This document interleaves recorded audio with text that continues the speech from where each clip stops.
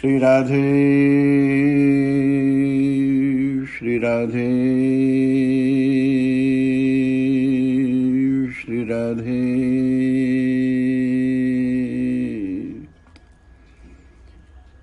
श्री राधे श्री राधे श्री राधे श्री राधे श्री राधे श्री राधे श्री राधे श्री राधे श्री राधे। शासन के अधिकारों से संपन्न हो कोई, बड़े पद पर प्रतिष्ठित हो या समाज स्वीकृत प्रतिष्ठा से संपन्न हो,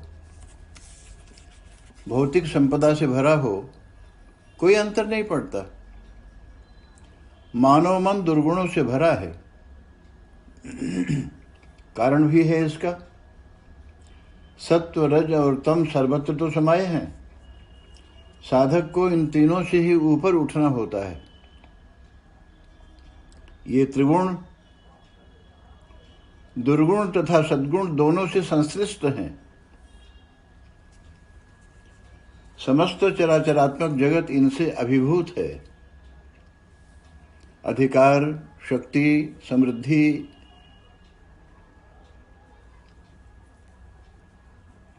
इनसे संपन्न व्यक्ति प्रायः दुर्गुणों का शिकार हो जाता है।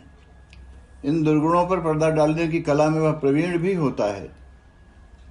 विद्वान, कवि, कलाकार उसी का यशोगान कर अपने को गौरवान्वित मानते हैं। इतिहासकार उसी के गुणों का बखान करता है। उर्वर मनुष्य चेतना उसी के घेरे में ऊँघ जाती है। प्रखर प्रतिभा पराभूत हो जाती है। इसी प्रकार समग्र दुर्गुण गगनोन्नत प्रासादों के पलने में पलते रहते हैं। कौन कहे उनकी भला, किसे साहस है उन विकृत शक्तियों से टकराने का। आवश्यकता भी क्या है, बस इन्हीं बहानों में व्यक्ति के सद्गुण दम तोड़ते रहते हैं। प्रायः सद्गुणों की पराजय होती दिखाई देती है, या यूं कहा जा सकता है कि पराजय में ही सद्गुण जिया करते हैं। पराजय की स्वीकृति भी साधना है, उपलब्धि है। विजय या पराजय की भावना व्यक्ति के अहम से संबद्ध है। विजय में अहम बढ़ता है, पराजय में वह छोटा हो जाता है। विजेता अहम के शिखर पर पहुंचता है तो ही विजेता गिरता है, टूटता है, बिखरता है। पराजय नहीं, पराजय की स्वीकृति चाहिए। पराजय की स्वीकृति में सद्गुण जीते हैं। मानव मन शांति के सरोवर में समा जाता है। उसे किसी को जीतना शेष नहीं रहता। उसकी सीमा में सभी अपने हो जाते हैं। स्वपर का भाव मिट जाता है।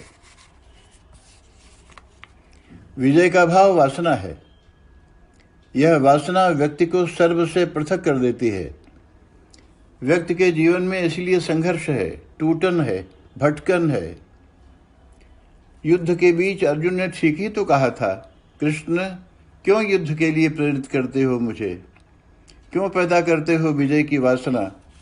विजय का उल्लास मनाएगा कौन, कौन सम्मिलित होगा विजय महोत्सव में। सभी तो अपना प्राण दांव पर लगाए दिखाई देते हैं। नहीं चाहिए मुझे ऐसी विनाशक विजय का तोहफा। मैं अपना जीवन भिक्षा मांगकर बिता लूंगा। विजिगीषु अहम द्वारा संचालित है।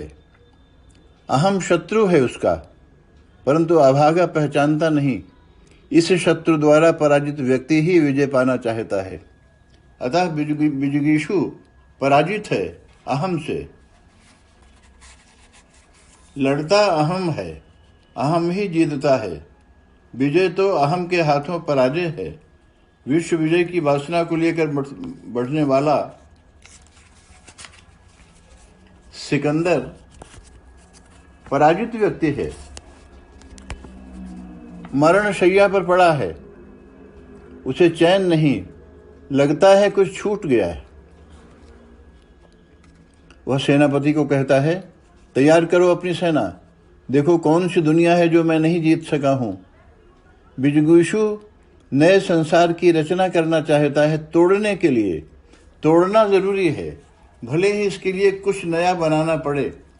सारा जीत लेने के बाद भी सिकंदर में खालीपन क्यों है? अपनी नज़र में वह सबसे दुखी है, दीन है। उसकी दशा तो उस सर्वविध संपन्न व्यक्ति के समान है जिसे रात में भी नींद नहीं आती। शीत ताप नियंत्रित भवन में रहते हुए भी रात आंखों में ही बीत जाती। ईर्ष्या होती है उस अकिंचन फटे चीथड़े में लिपटे गरीब से जो रात के सोनेपन में कंकड़ों पर पड़ा हुआ भी खराटे भर रहा होता है। तो सिकंदर की दीनता का कारण क्या है? सर्व विजेता विषण्ण क्यों है, डिप्रेस्ड? कैसी विडंबना है। विजय का यही परिणाम है। व्यक्ति कुछ पाता है, बहुत छूट जाता है। उसका ध्यान प्राप्त वस्तु पर केंद्रित होता है। वह भ्रमित है, मानता है कि उसे सब मिल गया है। यह जो भ्रम है सर्व प्राप्ति का, सर्व विजेता होने का, यही दुख का कारण है। व्यक्ति की उपलब्धि की वासना सदा आगे रहती है। उसे पाने के लिए वह छटपटाता है, व्यथित होता है। वह देख नहीं पाता उस शत्रु को जो उसी के अंदर घात लगाए बैठा रहता है। वह जीतता बाहर है, हारता है अपने अंदर। पहली हार अहम से होती है। अहम माने ईगो। ऐसा नहीं हो कि आप सोचें बार बार मैं अहम का प्रयोग क्यों कर रहा हूं। अहम माने मैं, अहम माने ईगो। अहम द्वारा संचालित व्यक्ति शांत कैसे रह सकता है? तो विजय पराजय की भूमिका है और पराजय की स्वीकृति विजय का महोत्सव है। भौतिक संपन्नता का व्यवहारिक महत्व है, परंतु संपन्न व्यक्ति ही सर्वाधिक दुखी है। आनंद की प्यास सहज प्यास है व्यक्ति की, परंतु आनंद के अगाध सिंधु को छोड़कर व्यक्ति छोटे मोटे ताल तलैया में ही अपनी प्यास बुझा लेना चाहता है। उसे पता ही नहीं है कि ये सब छूट जाने वाले सहारे हैं। व्यक्ति आनंद की खोज में केवल दुख को भूल सका है। दुख के भूल जाने को ही उसने आनंद मान लिया है। सिनेमा, संगीत दुख को भूलने के लिए ही तो हैं। हाँ, इनसे सुख मिलता है। दुख को भूल जाने में सुख मिलता है, पर आनंद तो बात ही दूसरी है। संपत्ति का, दुख भूलने के साधनों से संपन्न होने का आनंद से कोई संबंध नहीं। संपत्ति क्षणिक सुख की भूमिका निभाती है। यह सुख आनंद तो नहीं है। सुख दुख का अभाव मात्र है, आनंद की उपलब्धि नहीं। आनंद दुख का ही अभाव नहीं, सुख का भी अभाव है। आनंद विधायक है, निषेध से सर्वथा पृथक। दुख सुख दोनों का ही उससे कोई संबंध नहीं। सुख की खोज में व्यक्ति दुख का ही ढेर इकट्ठा करता रहता है। संग्रही ने दुख का ही ढेर तो बड़ा खड़ा किया है। उसके जीवन का सारा कर्तृत्व तो पंकिल हो गया है। दुख के अभाव की खोज में ही आनंद के अनंत स्रोत के केंद्र की दिशा ही भूल गया है। वह आनंद को खोजना नहीं है, पाना है केवल। उसे लाना नहीं है, जाने से रोकना है। उसे समझ लेना है, संभाल लेना है। संपत्ति में आनंद होता तो रावण जैसा प्रभुता संपन्न व्यक्ति विपन्न क्यों होता? क्या नहीं था उसके पास? त्रिलोक की संपदा चरणों पर थी। स्वर्ग तो खोखला हो गया था। एकमात्र वही शासक था। संसार की हर सुंदरता पर उसका अधिकार था, परंतु रावण का जीवन अति दुखी था। अंत तक वह भागता ही रहा, कभी विश्राम नहीं मिला उसे। राम लक्ष्मण को वह सामान्य ही नहीं, अयोग्य राजकुमार मानता है। पिता दशरथ ने उन्हें अयोग्य समझकर ही तो देश निकाला दे दिया। अंगद से वार्ता के दौरान वह यह भी बता देना चाहता है कि राम की पत्नी सीता का जब से मैंने अपहरण कर लिया है, तब से वह पत्नी विरह में कृशभीत हो गए हैं, और फिर रात दिन मेरा भय भी तो उन्हें गलाया जा रहा है। वह फटकारता हुआ कहता है कि अंगद, तू जिसका बखान करता है, ऐसे न जाने कितने मनुष्यों को हमारे निशाचर खाकर अपना रात दिन गुजारा करते हैं। रावण यदि सचमुच ही राम लक्ष्मण को साधारण मनुष्य समझता तो उसे इनसे डरना नहीं चाहिए था, परंतु साहस का पर्दाफाश उस समय होता है जब वह कुपथ्याचरण में प्रवृत्त होता है। सीताहरण के समय कैसी दशा है? गोस्वामी तुलसीदास की दृष्टि में उस समय के रावण की मनस्थिति श्वान के समान है,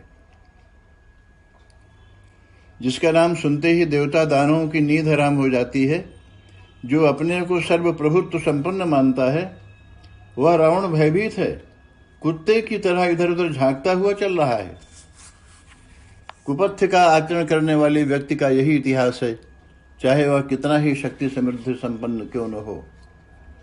रावण के समक्ष कोई बाहरी संकट नहीं है, वह अपनी ही वासना की ज्वाला में झुलस रहा है। उसकी शक्ति समृद्धि दीन दुखियों के संरक्षण में नहीं, उनके जीवन के साधनों को छीन लेने में है। रावण की संपन्नता में कोटि कोटि प्राणों की विपन्नता झांक रही है। उसका अहम इतना प्रबल है कि वह पराजित मैदान से भागे हुए देवताओं को भी जीवित नहीं देखना चाहता। क्षमा करना उसके स्वभाव में नहीं है। उसकी योजना है कि किसी प्रकार देवताओं की हत्या कर दी जाए या उन्हें सर्वथा दास बना लिया जाए। इस दिशा में उसका पहला कदम उठता है देवताओं की रसद भोजन सामग्री पर प्रतिबंध लगाने से। यज्ञ, श्राद्ध, तर्पण, ब्रह्मभोज आदि से ही देवता अपना भोजन ग्रहण करते हैं, अतः इन कर्मों पर प्रतिबंध लगा दिया जाता है। रावण की यज्ञ विरोधी भावना का यही रहस्य है। वस्तुतः स्वयं वह यज्ञ विरोधी नहीं है, उसकी समस्त उपलब्धियां यज्ञ से ही तो हैं। रावण का बड़ा दुर्भाग्य यह है कि अगणित पुत्र पौत्र के होने पर भी उसे वात्सल्य का कोई अनुभव नहीं। उसकी नजरों में अपने बच्चे ही सैनिक दिखाई पड़ते हैं। पिता पुत्र के बीच सेनापति और सैनिक का संबंध स्थापित हो जाता है। इससे बड़ा दुर्भाग्य क्या हो सकता है व्यक्ति का कि उसे अपनी संतान ही सैनिक दिखाई पड़ने लगे और परिवार एक छावनी बनकर खड़ा हो जाए। ऐसी सेना समाज का कोई भला नहीं करती। रावण का युद्धोन्माद विजय के लिए अभियान केवल दीन दुखियों के विनाश के लिए होता है। सभी उसकी शक्ति का लोहा मानते हैं, फिर भी उसे संतोष नहीं। वह दूसरों की लाश पर जीना चाहता है, उसे केवल स्वयं के जीवन पर विश्वास है। उसका अभियान इतना भीषण है कि उसके चलने पर पृथ्वी कांप उठती है। उसके अभियान की सूचना मात्र से देवता भाग कर गिर कंदराओं की शरण लेते हैं। दिक्पालों के भव्य निवास उसे सोने मिलते हैं। रावण अभी भी संतुष्ट नहीं है। वो बार बार देवताओं को युद्ध के लिए ललकारता है। ताकत के नशे में गर्जना करता हुआ देवताओं को गालियां देता है। सूर्य, चंद्र, पवन, वरुण आदि देव शक्तियां तक रावण की दासता स्वीकार कर लेती हैं। भौतिक ताकत के नशे में वह जिन शंकर की कृपा से अपूर्व वैभव का भोग करता है, उन्हें भी ललकार देता है। शंकर के निवास कैलाश को उठाकर प्रकारांतर से वह यही सूचित करता है कि वह शंकर सहित कैलाश को उठाकर फेंक सकता है। क्या रावण के इस आचरण में शंकर पर विजय मान लिया जाए? सच तो यह है कि उसका गुरुदेव शंकर के प्रति यह भाव ही उसके विनाश का कारण बन जाता है। अपने लिए एक भी तो सहारा नहीं छोड़ता। गुरु का सहारा बड़ा सहारा होता है। अहम के वश रावण उसका महत्व नहीं जान पाता है, जानना चाहता भी नहीं है। यही उसकी पराजय का रहस्य है। सर्वसमर्थ गुरुदेव शंकर अपने शिष्य की पराजय देखते रहे। चाहते तो बचा लेते, परंतु शिष्य जब गुरु से अपने को अधिक समझने लगता है तो गुरु का उदासीन हो जाना स्वाभाविक है। और राम सब कुछ सह सकते हैं, परंतु शंकर का अपमान नहीं सह सकते। शंकर रावण के ही नहीं, राम के भी गुरु हैं। रावण के द्वारा राम के गुरु का भी अपमान हो जाता है।